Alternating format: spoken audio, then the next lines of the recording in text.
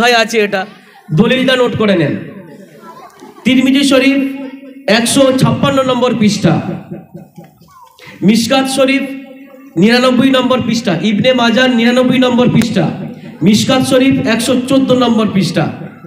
এই তিনটে হাদিসের কিতাবের মধ্যে শবে বরাত সম্পর্কে হাদিস এসেছে, ভালো করে শুনে রাখবেন। আল্লাহ নবী আলাইহিস সালাতু ওয়াস সালাম বলছেন, ইন্নাল্লাহ তাবারাকা ওয়া তাআলা ইয়ানজিলু লাইলাতান নিসফি মিন শাবান ইলা সামাঈ দুনিয়া ফায়াগফিরু লিআকসারি মিন। এই শবে বরাত সম্পর্কে একটা কথা বলে দিই, মাথায় রাখবেন, জিনিসটা ক্লিয়ার হবে। মানুষ বিভ্রান্তি ছড়ায় শবে বরাতকে কেন্দ্র করে, যে শবে বরাত বলে কোনো জিনিস নেই।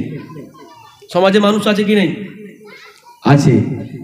হাদিস সম্পর্কে তাদের কতটুকু জ্ঞান আছে জানা নেই। পরিষ্কার দুই একটা কথা বলে দিচ্ছি শবে বরাত সম্পর্কে, মনে রাখবেন।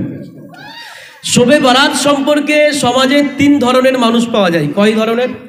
3 ক্যাটাগরির মানুষ, মনোযোগ সহকারে শুনবেন। একটা হচ্ছে বাড়াবাড়ির দল, একটা হচ্ছে ছাড়াছাড়ির দল, একটা হচ্ছে মধ্যমপন্থী। একটা বাড়াবাড়ির দল, একটা ছাড়াছাড়ির দল, একটা হচ্ছে মধ্যমপন্থী। বাড়াবাড়ির দলটা কি আছে? তারা শবে বরাতকে কেন্দ্র করে অনেক বেদাত তৈরি করেছে। শরীয়তের মধ্যে নতুন নতুন জিনিস তারা আবিষ্কার করেছে, যেগুলো হাদিস দ্বারা শরীয়তে কোনো প্রমাণ নেই। যেমন শবে বরাতের দিনে কিছু খুরাফাত, বেদাত, কিছু নাজায়েজ কাজ আছে। যেমন হচ্ছে আমরা নিজেরা গার্জেনেরা নিজেদের ছেলেদেরকে ফুলজারি, আপনার হচ্ছে কি তুবড়ি ইত্যাদি যেগুলো বলে আর কি, এগুলো কিনে দিই কি কিনে দিই না বলুন? বাজি ইত্যাদি আমরা কিনে দিই কি কিনে দিই না? অনেক গার্জেন আছে আলহামদুলিল্লাহ তার দেন না, অনেক গার্জেন দেয় কি দেয় না? এটা কি শবে বরাতের একটা অংশ? বলুন, এটা চলবে না, বাদ দিতে হবে। শবে বরাতকে কেন্দ্র করে আমরা রুটি হালুয়ার একদম হিড়িক ফেলে দিই।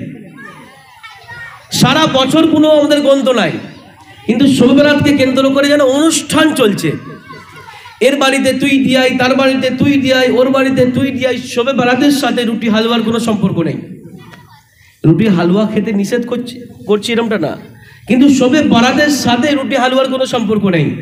অনেকে বলতে শুনেছি যে নবীজির দাঁত মোবারক ভেঙে গিয়েছিল, ওনার মানে নরম জাতীয় জিনিস খেতে মন চাচ্ছিল, সেজন্য নাকি রুটি হালুয়া তৈরি। কোত্থেকে যে এগুলো আসে? এইগুলো হচ্ছে বিদআত এবং খুরাফাত। অনেকের বিশ্বাস এমন আছে যারা মারা গেছে তাদের রূহ নাকি বাড়িতে বাড়িতে আসে, শুনেছেন? যারা মারা গেছে তাদের রূহ বাড়িতে আসবে, এটা মুসলমানের আকীদা হতে পারে? যদি এইরকম কেউ বিশ্বাস রাখে, সে মুসলমানের খাতা থেকে বাদ হয়ে যাবে। এটা হলো বিদআত, খুরাফাত এবং নাজায়েজ, এগুলোকে বর্জন করতে হবে। আর একটা হচ্ছে ছাড়াছাড়ির দল, এক ধরনের আহলে হাদিস মানুষ, তারা বলে শবে বরাত বলে কোনো জিনিসই নেই, সব বেদাত। সেই দিনে ইবাদত করাও বেদাত, কোরআন পড়াও বেদাত, রোজা রাখাও বেদাত, পুরুষ শবে বরাতই বেদাত। আসলে শবে বরাত যে কি জিনিস এটা তারা বুঝে উঠতে পারে না। তারা বলে শবে বরাত তো কোরআন হাদিসে নেই। কি বলে? বলে শবে বরাত তো কোরআন হাদিসে নেই। আচ্ছা, শবে বরাত যদি খোঁজা হয়, যদি নামাজকেও কোরআন হাদিসে খোঁজে পাবে? জোরে বলুন না। নামাজ যদি কেউ কোরআন হাদিসে খুঁজে পাবে? রোজা কোরআন হাদিসে কেউ খুঁজলে পাবে? আর নামাজ আর রোজা কোরআন হাদিসে আছে কি নেই? আছে কি নেই? আরবি ভাষাতে আছে। নামাজ খুঁজলে সালাত খুঁজতে হবে, রোজা খুঁজলে সওম খুঁজতে হবে। শবে বরাত এইভাবে কোরআন হাদিসে নেই। কোরআন হাদিসে যদি হাদিস শরীফ আমরা খুঁজি, লাইলাতুন নিসফি মিন শাবান খুঁজতে হবে, যে শাবান মাসের মধ্যম রজনীর ফজিলত। তাহলে আমরা শবে বরাত পাবো। শবে বরাত শব্দটা তো দুটো শব্দই সংগঠিত, একটা হচ্ছে ফার্সি ভাষা, একটা হচ্ছে আরবি ভাষা। এই সব আর বারাত, শবে বরাত একটা হচ্ছে সব, এটা হচ্ছে ফার্সি ভাষা, মানে হচ্ছে রাত। সব মানে কি? রাত। বারাত, বারাআতুন থেকে বারাত এসেছে, এর মানে হচ্ছে মুক্তি রজনী, মুক্তি মানে মুক্তির রাত। শবে বরাতের অর্থ কি হলো? মুক্তির রাত।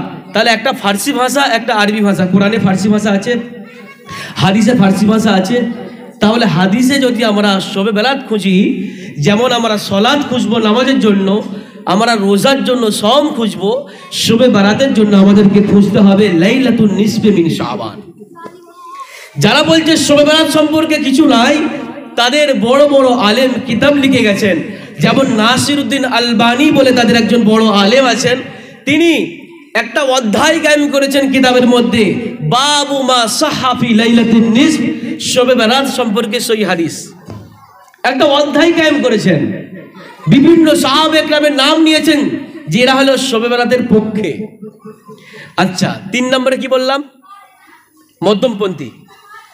মধ্যমপন্থী হচ্ছে আমরা আহলে সুন্নাত ওয়াল জামাতের মানুষ, এটা মনে রাখবেন। শবে বরাত আমরা কিভাবে মানি? শবে বরাত হচ্ছে একটা ফজিলতপূর্ণ রজনী, যার যেমন আওকাতে কুলবে, শারীরিকভাবে কুলবে, নফল ইবাদত করবে, তসবিহ তেলাওয়াত করবে, নফল নামাজ পড়বে, আল্লাহর কাছে দোয়া ইস্তেগফার করবে, কোরআন শরীফ তেলাওয়াত করবে, এটা হলো নফল ইবাদত। আর একটা হচ্ছে শবে বরাতের দিনে সে একটা রোজা রাখতে পারে, এটা হলো মুস্তাহাব আমল। আচ্ছা, শবে বরাতের যে ফজিলত আছে, একটা হাদিস আমি শুনিয়ে দিই। দলিল না শোনালে মানে মানুষ মনে করবে যে কি বলে গেল, কোথায় আছে এটা। দলিলটা নোট করে নেন। তিরমিজি শরীফ 156 নম্বর পৃষ্ঠা, মিশকাত শরীফ 99 নম্বর পৃষ্ঠা, ইবনে মাজাহ 99 নম্বর পৃষ্ঠা, মিশকাত শরীফ 114 নম্বর পৃষ্ঠা।